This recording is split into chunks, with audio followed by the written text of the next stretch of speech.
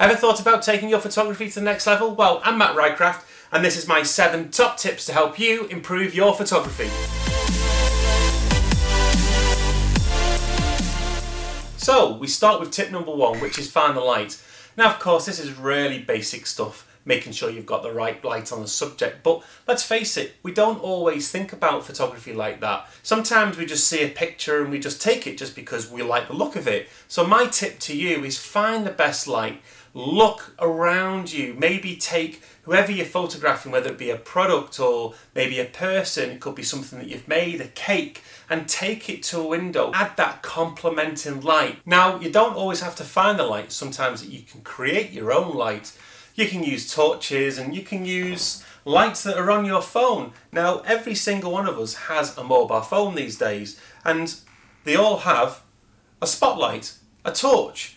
And we can use this torch to illuminate anything that we want. Create shadows, create depth, and be as creative as you want. So you have a light source in your pocket all the time. Use the torch, maybe have someone hold it for you and see what the results are. You will find that once you start thinking about where the light's falling from and where it's coming from, your mind will completely change. Tip 2 is creating a scene or a story.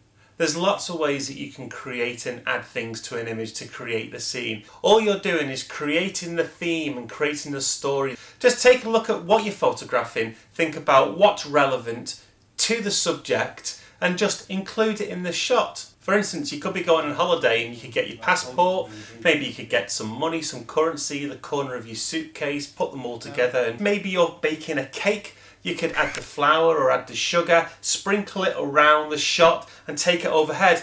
I mean, you don't have to use lots of these elements, just little snippets. Tip number 3 is shooting through objects. Now, this is all about creating depth, and creating depth will create a far more interesting image. Now, you don't always have to shoot through subjects. You can get the lens really close to, say, tables or mirrors. You'll be surprised how shiny a table is the closer you get the lens to it. What you want to do is make that image more interesting, and creating that depth and shooting through objects will help you along that journey. It really is a great way of sending the attention of the eye straight to the subject and making that image a little bit more interesting. Tip number 4 is slow down. This is probably the greatest tip I can give you. Once you start slowing down your photography and taking your time to take the shot, you'll find that you'll have more capacity to think about what it is you're photographing, but also be far more creative. You want to be moving yourself around the subject. Don't keep your feet in a lead box taking that photograph. What you want to be doing is taking a picture from every single angle, from the left, from the right, from behind. Move around the subject or move the subject around. You'll spot those mistakes, those little niggles that you're not happy with. And it'll also allow you to see different things about the image that maybe you didn't see straight away. And you'll find that you'll have less failures because you're thinking more about what's going on in the image rather than just rushing to take it. Take your time. You'll find that you'll enjoy it far more. Tip 5 is shoot what you enjoy, and that goes without saying.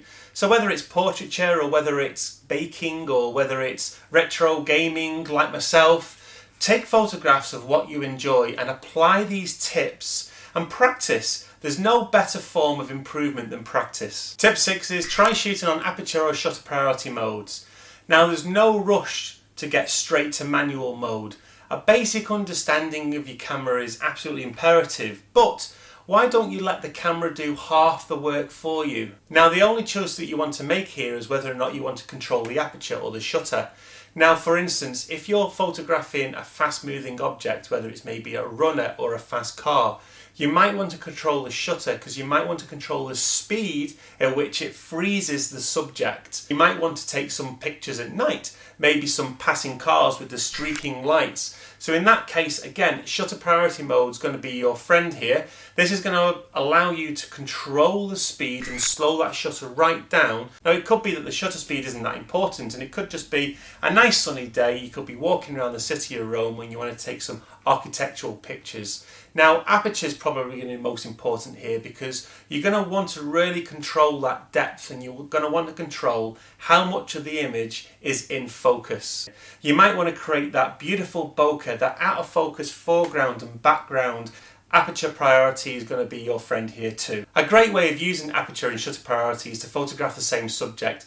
Have a play with the settings. Because you've eliminated 2 or 3 elements that you don't need to think about, you can take a look at the settings that the camera is automatically applying to the picture, and it will help you understand the results that you're getting. You're going to allow the camera to handle the majority of the technical jargon that you right now, if you're just starting out, don't need to understand. So take that cake that you've baked, put it on aperture priority mode, photograph it at 2.8, at 5.7, and photograph it at f16, and see what the results are, and see what happens to the ISO, and see what happens to the shutter speed. By using aperture or shutter priority, you're not cheating anyone. You're allowing yourself to be far more creative and give yourself room to use these tips that I've given you throughout this guide to improve your photography. And here we are at tip number 7, and this is review your images and learn.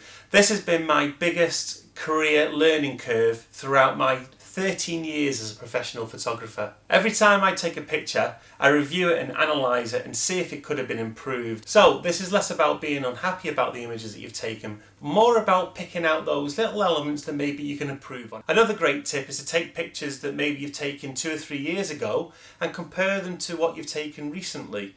Now, amongst other things, it's going to give you a massive confidence boost. So if you're able to take a look at your pictures and think to yourself, I could have improved on that by maybe finding the light, or maybe using step 4 by slowing down, then you're on the right track. You're on the learning track, and that's the best track to be on. So dig out some of those old pictures and critique them as if someone else was critiquing them for you.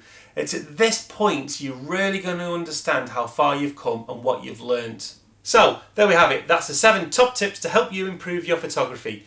If you like this video, throw me a like and throw me a comment. I'd love to know which one out of these tips you found the most useful, or maybe the one that you're going to try next. Don't forget to subscribe to my channel, like the video, search my social media pages, and I look forward to seeing you soon, and I'll be giving you far more content like this. Thanks for joining.